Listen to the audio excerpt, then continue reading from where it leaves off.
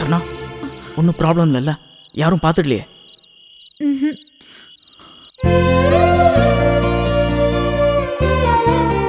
என்னாச்சு? என்ன கர்ணா அது? தைரியமா வீட்டை விட்டு வெளியில வந்துட்டீங்க, இங்க வந்து அழுதுட்டு இருக்கீங்க. தப்பு பண்றோமோன்னு தோணுது ரவி. அம்மா அண்ணா அண்ணி எல்லாரையும் ஏமாத்துறோமோன்னு ரொம்ப கில்ட்டியா இருக்கு. நான் திரும்ப போயிட்டுமா? வீட்டை விட்டு வர்றது சாதாரண விஷயம் இல்லைன்னு எனக்கு புரியுது. ஆனா நமக்கு இருக்கிற ஒரே வழி இதுதான். இப்போ இதை மிஸ் பண்ணிட்டு இப்படி பண்ணிருக்கலாமே பின்னால வருத்தப்படக்கூடாது கர்ணா. கர்ணா, இன்னைக்கு உங்க குடும்பத்திலேருந்து நான் உங்களை பிரிச்சு கூட்டிட்டு போனாலும் கூடி சீக்கிரத்திலேயே இதே குடும்பத்தோட நான் உங்களை சேர்த்து வைப்பேன். என்ன நம்புங்க கர்ணா. ரொம்ப நேரம் இங்க நிக்க கூடாது. வாங்க கிளம்பலாம். வாங்க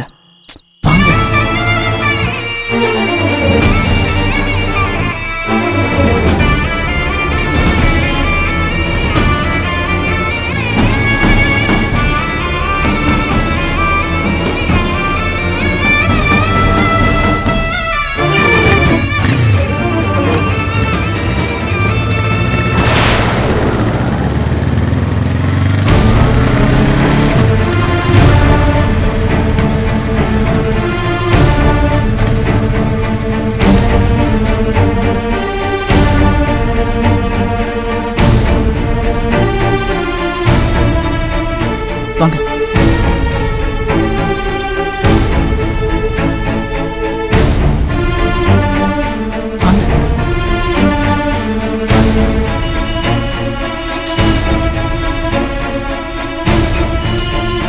வாங்க. வாங்க.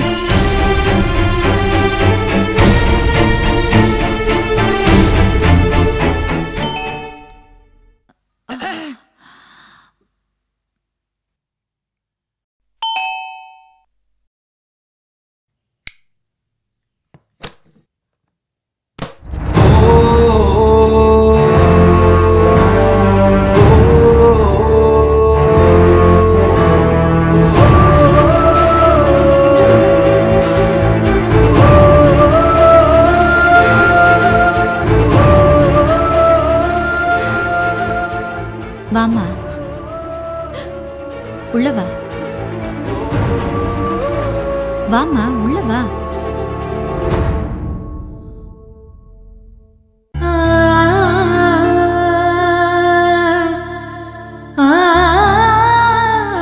வா, கதவை சாத்து ரவி. அழாத கர்ணா, உட்காரு.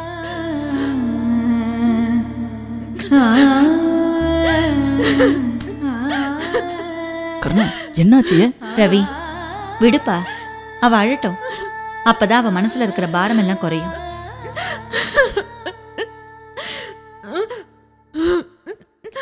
கர்ணா, உன் மனசுல நீ எவ்வளவு வலியோட இந்த முடிவு எடுத்திருப்பேன்னு எனக்கு தெரியும். இது சரியா வருமோன்ற பயம், தப்பு பண்ணிட்டோமோன்ற குழப்பம், நீ உள்ளுக்குள்ளேயே எவ்வளவு போராடி இருப்பேன்னு என்னால புரிஞ்சுக்க முடியுது. நாங்களும் இதுல சந்தோஷமா இல்லம்மா.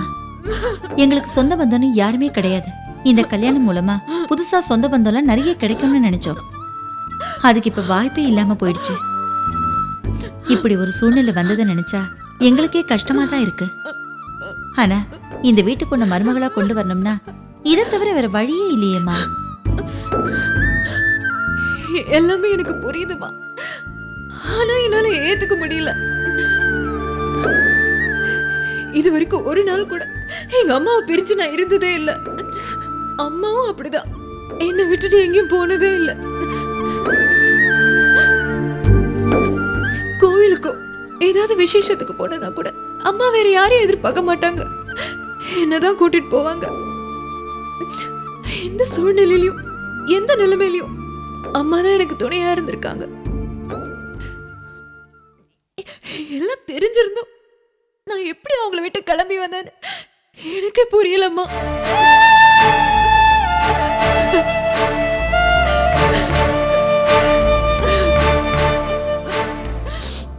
அப்பா இல்லாம குழந்தைங்களை வளர்க்கறது எவ்வளவு கஷ்டம்னு உங்களுக்கே தெரியும். அம்மாவுக்கு தனியா சந்தோஷமோ வாழ்க்கையோ விருப்பமோ எதுவுமே கிடையாது. நாங்க நாங்க தான் அவங்களோட சந்தோஷம், நாங்க தான் அவங்களோட வாழ்க்கை. ஆனா இதெல்லாம் நினைக்காம ஏன் சந்தோஷம் தான் முக்கியம்னு நினைச்சு அவங்கள உதறி தள்ளிட்டு வந்தது அவங்களுக்கு செய்யற துரோகம் தானே.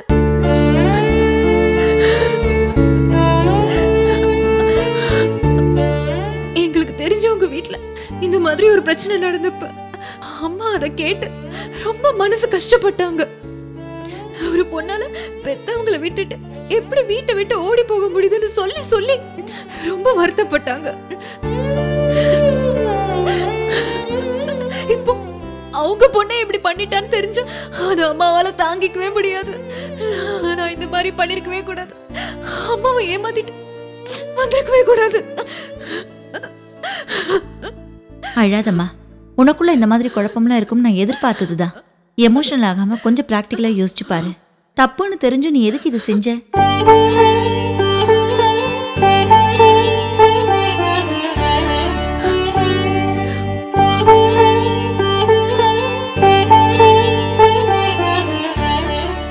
ரவி மேல நான் வச்சிருந்த காதல் தான் என்ன இவ்வளவு தூரம் கொண்டு வந்து விட்டுருக்கு. ரவி இல்லாத ஒரு வாழ்க்கைய என்னால நினைச்சு கூட பார்க்க முடியலமா. ரவியும் நான் கல்யாணம் பண்ணிக்கணும், அம்மாவோட ஆசீர்வாதமும் எனக்கு வேணும். இதுக்கு மேலேயும் உங்க அம்மாவை சம்மதிக்க வைக்க முடியும்னு நீ நம்புறியா? அப்படின்னா சொல்லு, இப்பவே உன்னை வீட்டுக்கு அனுப்பி வச்சிடுறோம்.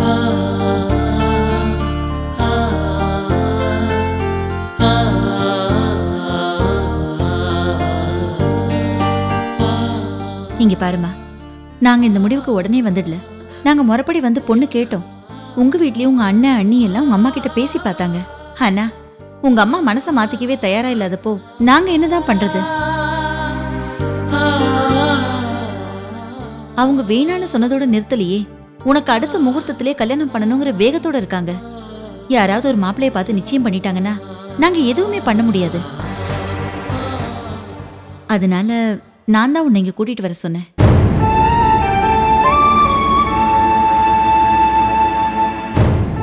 நீ ரவியை கல்யாணம் பண்ணிக்கிட்டனா அவங்க ஒருவேளை மனசு மாதிரி ஏத்துக்கவும் வாய்ப்பு இருக்கு. ஆனா நாம இத பண்ணலன்னா நீ ரவியோட சேரத்துக்கு எந்த வாய்ப்புமே இல்லாம போயிடுமா. அப்படி ஒரு நிலைமை வந்துடக்கூடாதுன்னு தான் நான் இந்த முடிவை எடுத்தேன். நாளைக்கு காலையில உனக்கும் ரவிக்கும் உதவும் உள்ளங்கள் இல்லத்துல கல்யாணம்.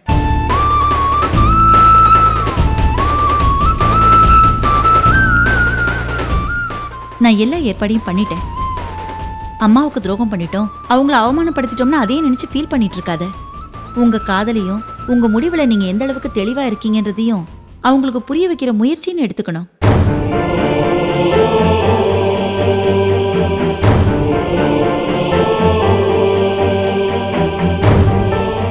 இன்னும் என்னமா யோசிக்கிற? என்ன நடக்க போதோன்னு எனக்கு ரொம்ப டென்ஷனா இருக்கு ஆண்டி. கல்யாணம் முடிச்சதுக்கு அப்புறம் அம்மா என்ன ஏத்துக்கலன்னா என்ன பண்றது? அழாதம்மா, நீ ஏமா அப்படி நினைக்கிற? கல்யாண கோலத்துல போய் நின்னா எந்த அம்மாவாலையும் பொண்ணை வெறுக்க முடியாது.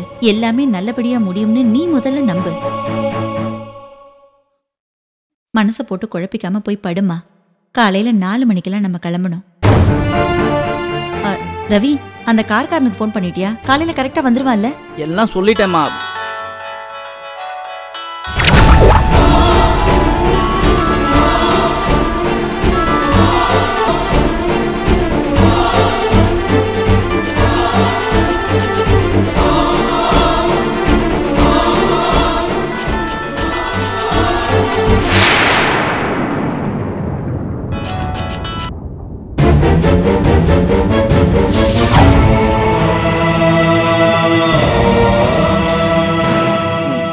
எல்லாம் சொல்லிட்டேம்மா. நாளை காலையில் கன்ஃபார்ம்.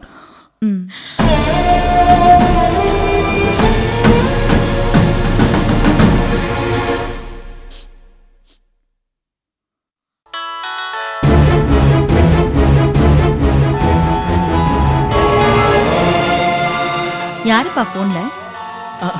அது தெரிஞ்சவங்க தாம்மா. நான் பேசிட்டு வந்துடுறேன்.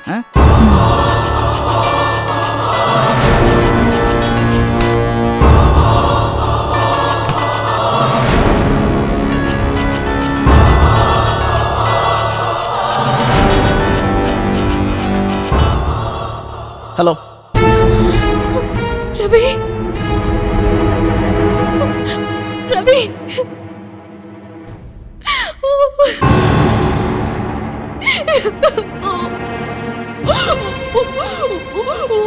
நைட்டு 2 மணிக்கு ஃபோன் பண்ணி அழுதா என்ன நிலா அர்த்தம்?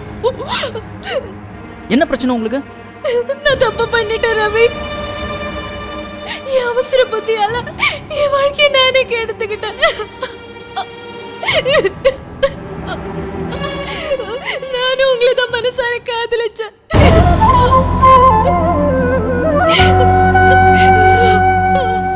உங்களை தான் கல்யாணம் பண்ணிக்கணும்னு நான் ஆசைப்பட்டேன்.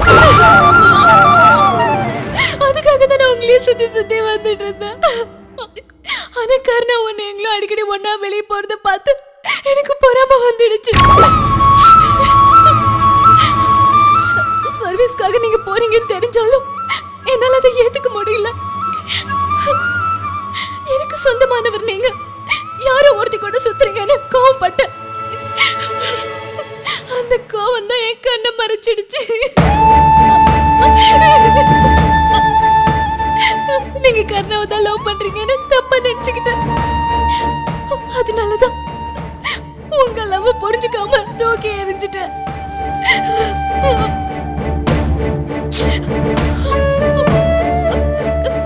கர்ணா சொன்னது எனக்கு புரிஞ்சிருந்தா நான் உங்களை மிஸ் பண்ணிருக்கவே மாட்டேன். இப்ப கூட ஆண்டி சொல்லலன்னா எனக்கு எதுவுமே தெரிஞ்சிருக்காது. கர்ணா மேல எனக்கு இருந்த கோவம் நம்ம 2 பேருமே பிரிச்சிடுச்சு. நீங்க சொன்னது அவ தெளிவா என்கிட்ட சொல்லவே இல்ல. பாத்தீங்களா? இப்ப கூட நீங்க இன்னொருத்தர தான் குறை சொல்றீங்க. இல்ல ரவி, இல்ல. இந்த பாருங்க நிலா, முடிஞ்சு போனதை பத்தி இப்ப எதுக்காக பேசிட்டு இருக்கீங்க? ஐயோ, எனக்கும் ஒரு காலத்துல உங்க மேல காதல் இருந்தது உண்மைதான். ஆனா உங்க பேச்சு, நீங்க நடந்துகிட்ட விதம் எதுவுமே நான் எதிர்பார்த்த மாதிரி இல்ல. சரி, அதெல்லாம் கூட காலப்போக்கில் சரி பண்ணிடலாம் நான் நினைச்சேன். ஆனா என்னைக்கு நீங்க என்னையும் கருணாவையும் தப்பா பேசுனீங்களோ அப்பவே என் காதல் செத்து போச்சு.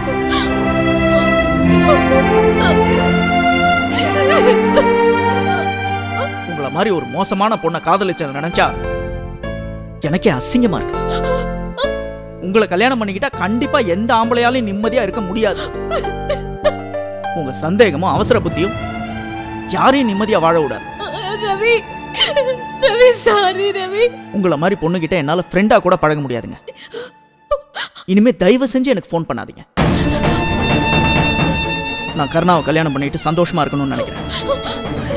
நீங்க என்ன டிஸ்டர்ப் பண்ணாம ஒதுங்கிறது தான் நம்ம எல்லாருக்குமே நல்லது. Good bye.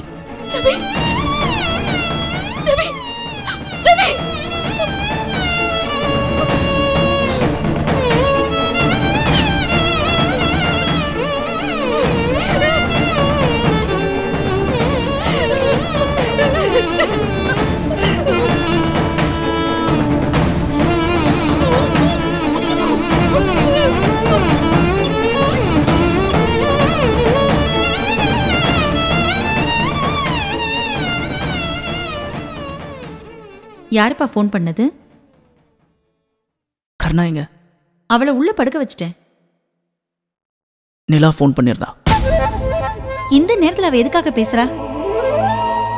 நான் உங்களை காதலிக்கிறேன்னு இப்போ வந்து சொல்றான். இவ்வளவு நாளா என்னடா பண்ணிட்டு இருந்தா? நீ உன் லவ்வ சொன்னப்ப கூட அவ தூக்கி எறிஞ்சிட்டு போயிட்டா. இப்ப திடீர்னு எப்படி புத்தி வந்தது? ஒருவேளை நான் அவளை பார்த்து பேசினதுனால அவ மனசு மாறிட்டாளோ? அதெல்லாம் நமக்கு எதுக்குமா? கருணா அவங்க குடும்பத்தை விட்டுட்டு நம்மளை நம்பி வந்திருக்காங்க. நாளைக்கு நான் அவங்கள கல்யாணம் பண்ணிக்க போறேன்.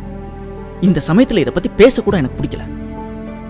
சரிப்பா, அவளுக்கு இதை பொறுமையா எடுத்து சொல்லி புரிய வச்சியா? இல்லம்மா, சாஃப்டா பேசினா அவ லவ் நான் கன்சிடர் பண்றதுக்கு சான்ஸ் இருக்குன்னு நினைப்பா.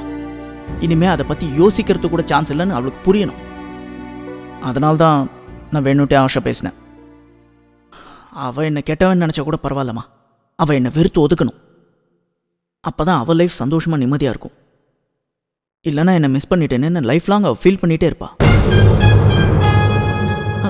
நான் இதை பத்தி யோசிக்கவே இல்லை ரவி. நீ செஞ்சதுதான் கரெக்ட். உன்னை பத்தின குழப்பம் தெளிஞ்சாதான் அவ தனக்குன்னு ஒரு வாழ்க்கையை தேடிப்பா. சரிப்பா, நேரமாச்சு, நீ போய் படுத்து தூங்கு. அப்பதான் நாளைக்கு கொஞ்சமாவது ஃப்ரெஷ்ஷா இருப்ப. நான் படுத்துக்கிறேம்மா, நீ போய் படு. நான் கேட்டை லாக் பண்ணிட்டு வந்துடுறேன். சரிப்பா.